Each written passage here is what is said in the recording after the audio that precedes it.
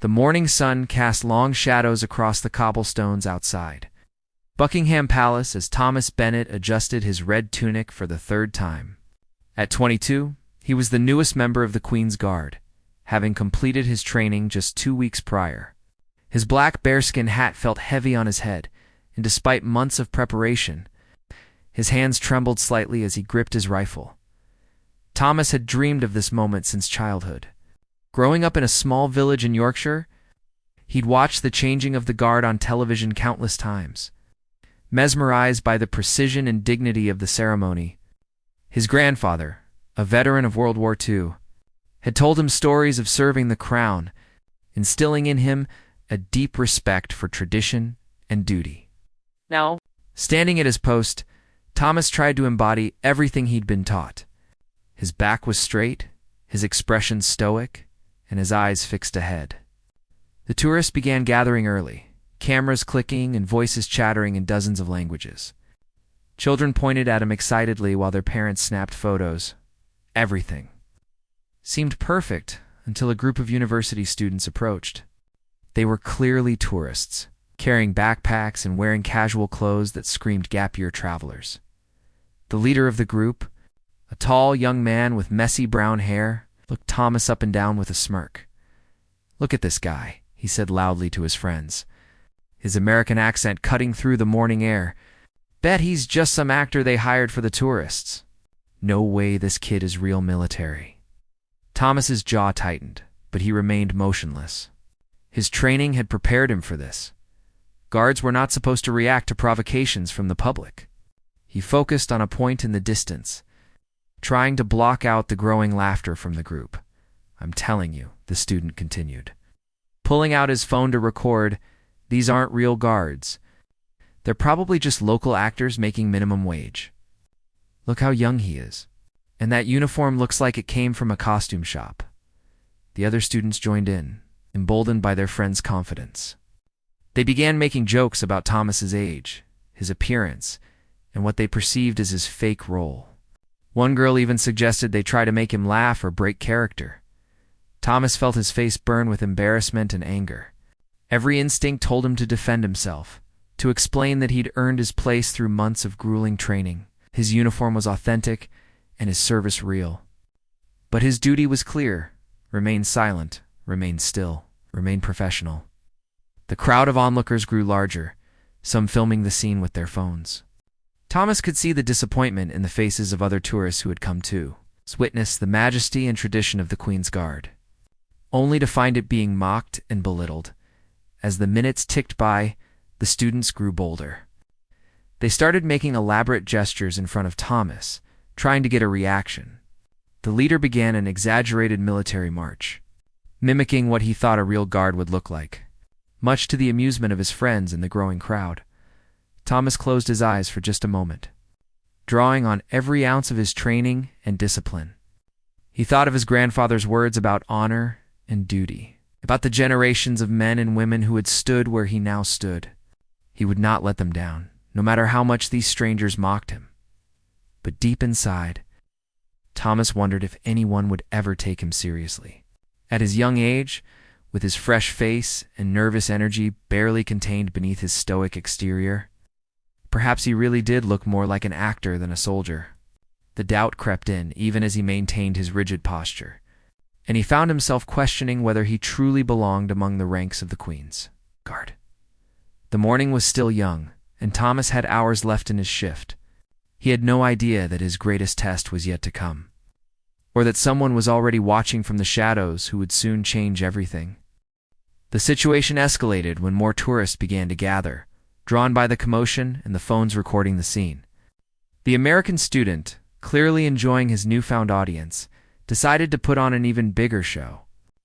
He started doing an exaggerated version of military drills right in front of Thomas, his movements deliberately clumsy and mocking.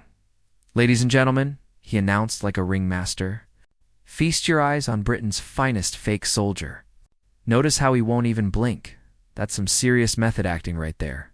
His friends erupted in laughter, and several other tourists began to chuckle along. Some started taking photos of the student's performance rather than Thomas himself. The young guard felt his heart sink as the dignity of his position, was turned into entertainment. An elderly British couple standing nearby looked visibly uncomfortable. The woman whispered to her husband, "This isn't right, Harold. That boy is doing his duty." But her husband just shook his head, not wanting to cause a scene. Thomas could feel sweat beading on his forehead despite the cool morning air.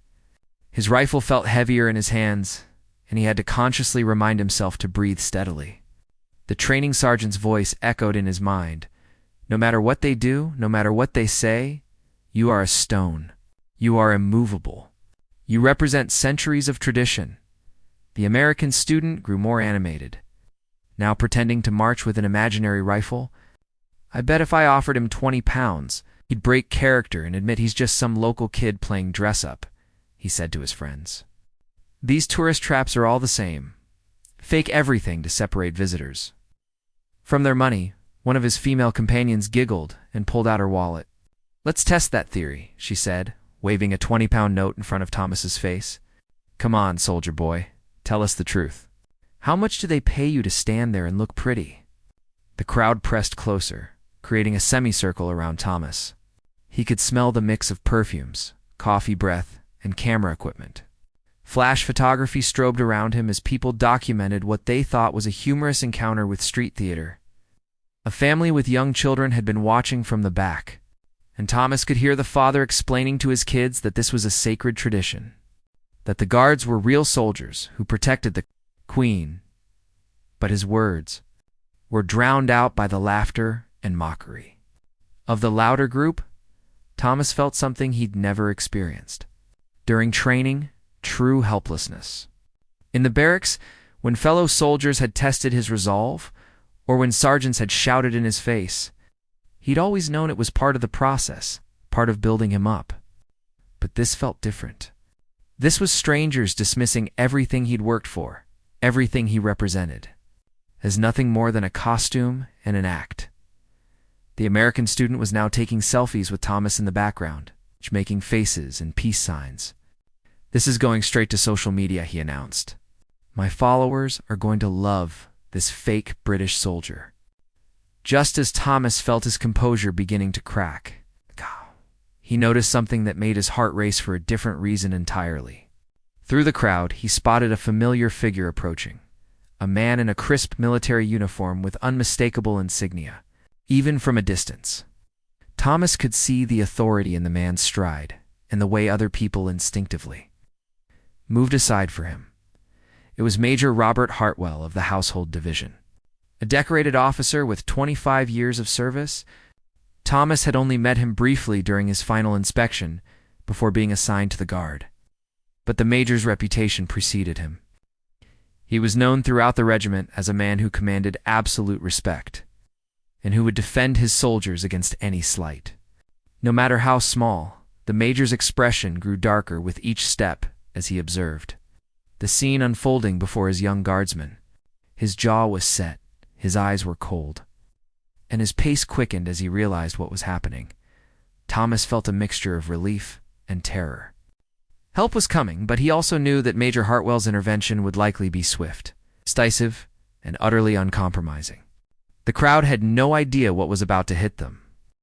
Major Hartwell moved through the crowd like a ship cutting through water. His uniform was immaculate. Every button gleamed. Every crease was razor-sharp, and his medals caught the morning sunlight. The tourists who noticed him approaching instinctively stepped aside. Sensing the authority that radiated from his very presence, the American student was still performing his mock drill, completely oblivious to the approaching storm. He had attracted an even larger crowd now, some of whom were recording videos on their phones and laughing at his antics. His friends were encouraging him to be even more outrageous, suggesting he try to make the fake guard laugh or react. "I bet this guy doesn't even know how to hold that rifle properly," the student declared, pointing at Thomas. "It's probably not even real, just a prop from some military surplus store." The elderly British woman who had been watching with growing discomfort finally found her voice. "Young man, that's quite enough," she said firmly. "You're being disrespectful." The American student turned to her with a condescending smile. "Ma'am, with all due respect, this whole thing is just theater for tourists. These aren't real soldiers. They're performers." There's nothing to respect here except a good business model. That was the moment Major Hartwell reached the edge of the crowd. His voice cut through the chatter like a blade. "Excuse me?"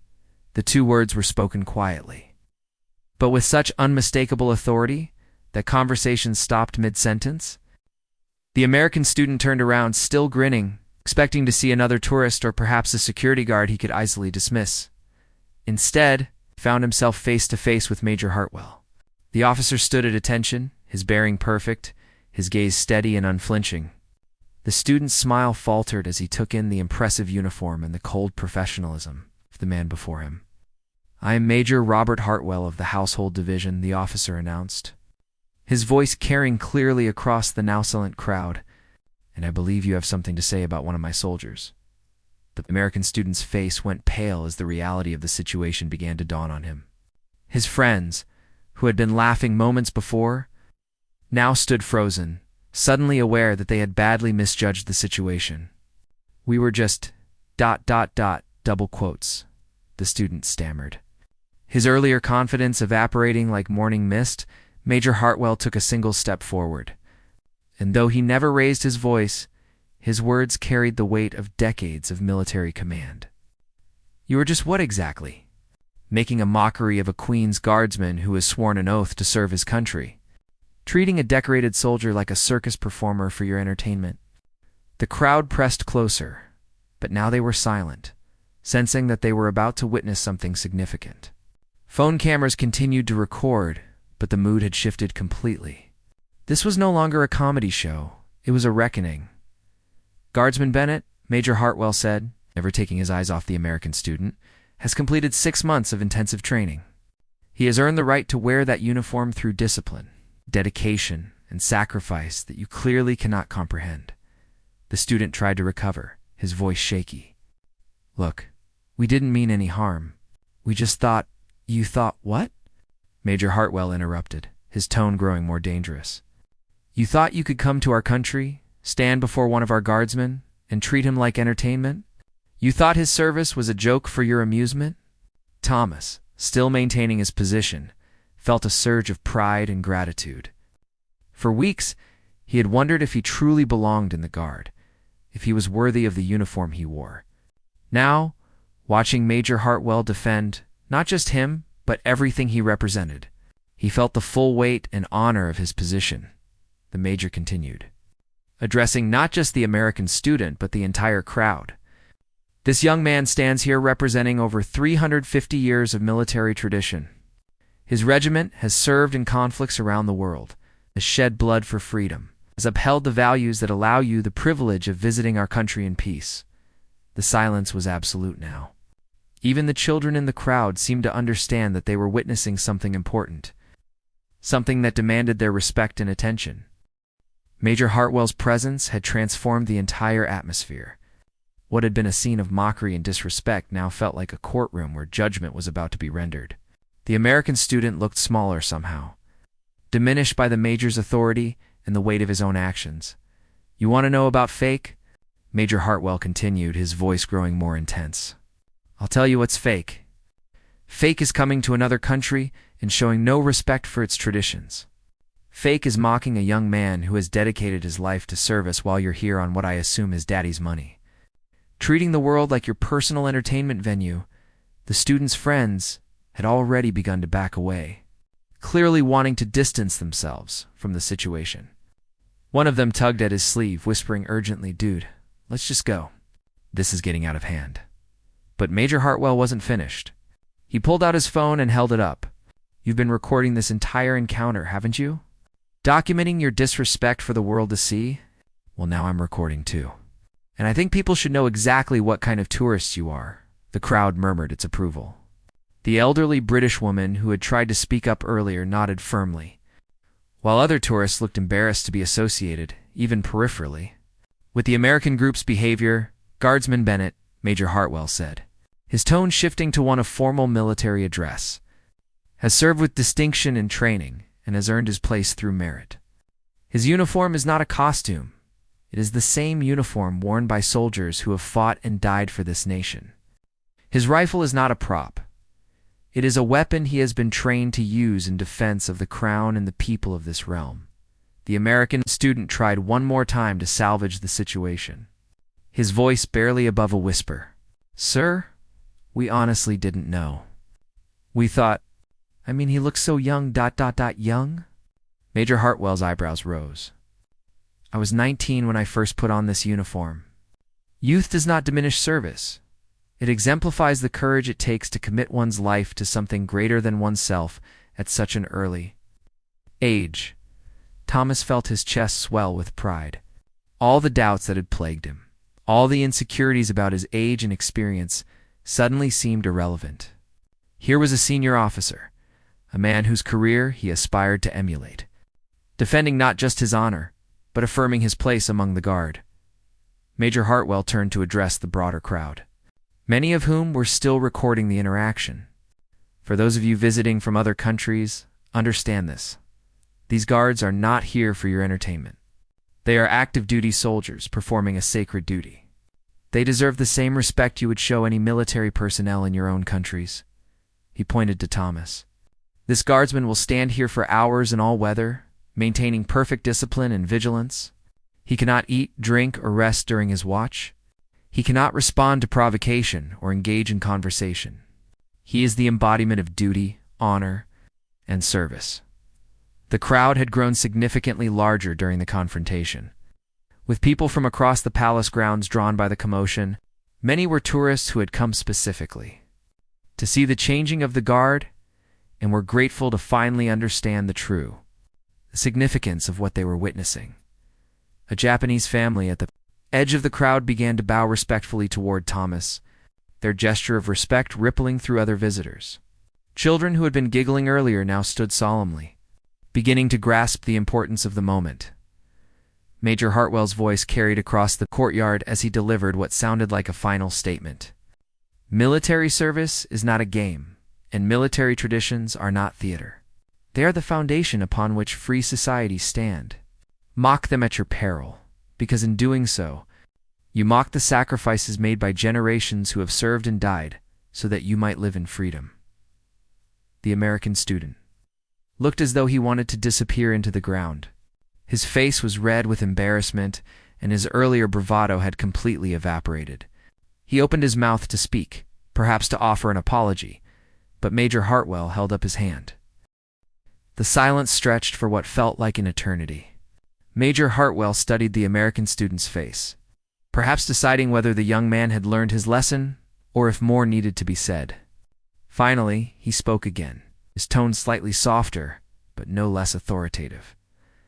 "I want you to look at Guardsman Bennett," he commanded. "Really look at him. See the discipline in his posture, the pride in his bearing, despite everything you've put him through.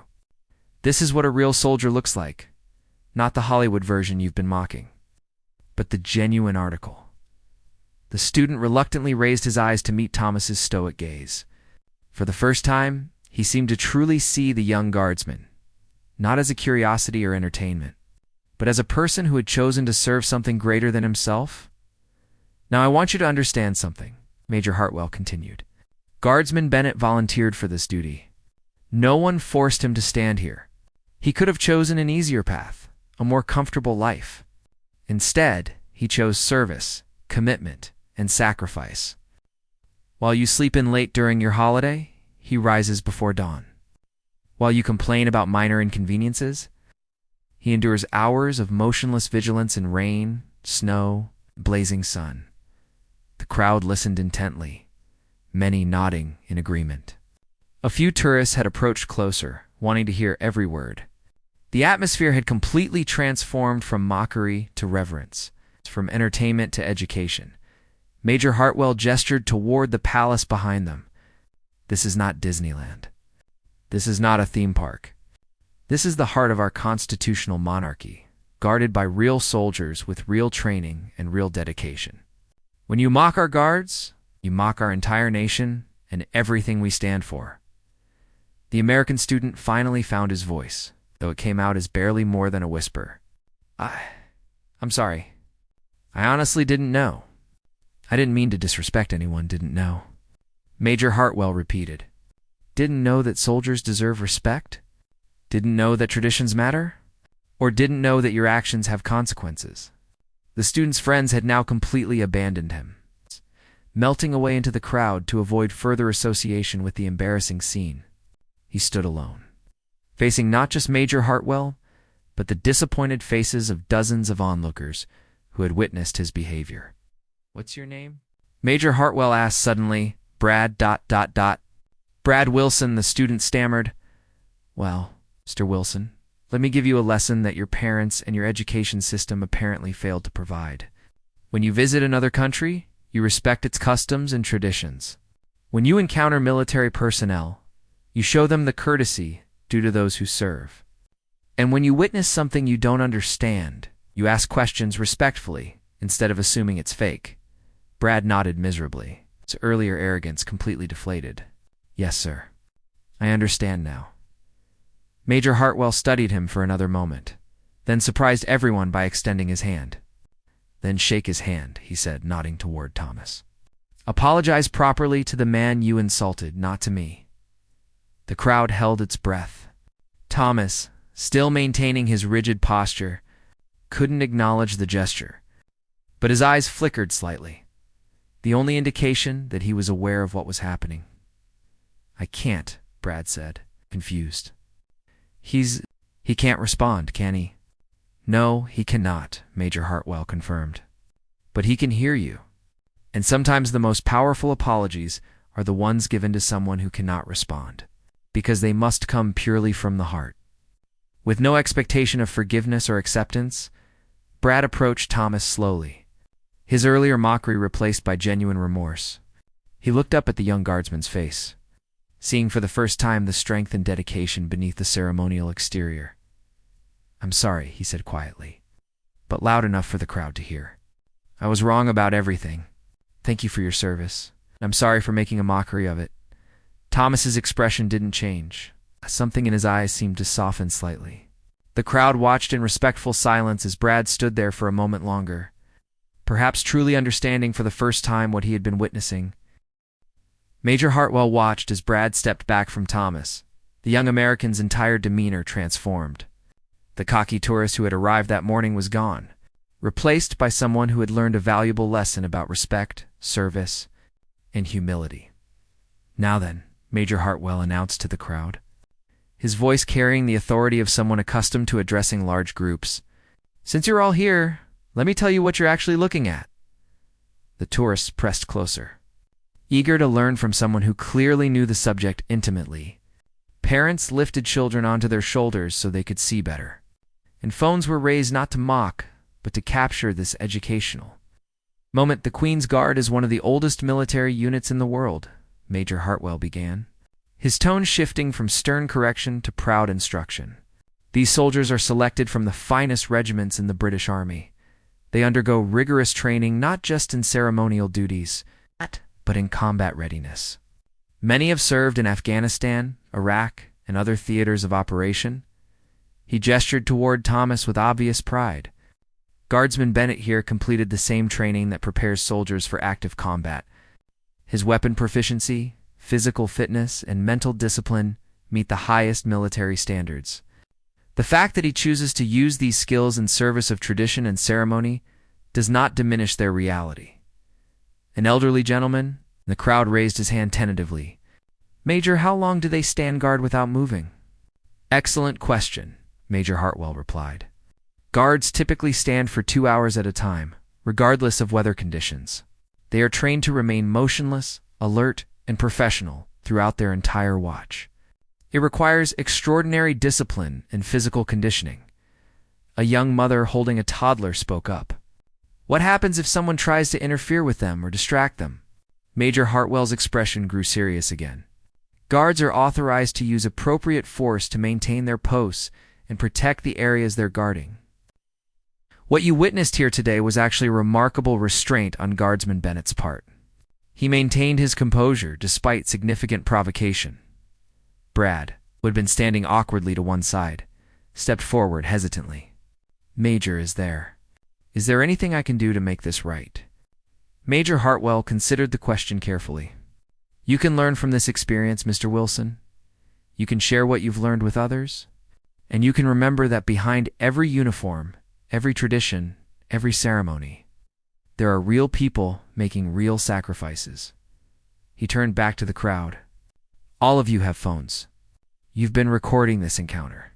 Instead of posting videos that mock our traditions, perhaps you might share the story of what you've actually learned here today about service, respect, and the importance of understanding before judging. The crowd murmured agreement, and several people nodded enthusiastically. The Japanese family that had bowed earlier approached and asked in careful English if they could take a respectful photograph with Thomas in the background. Major Hartwell nodded his approval.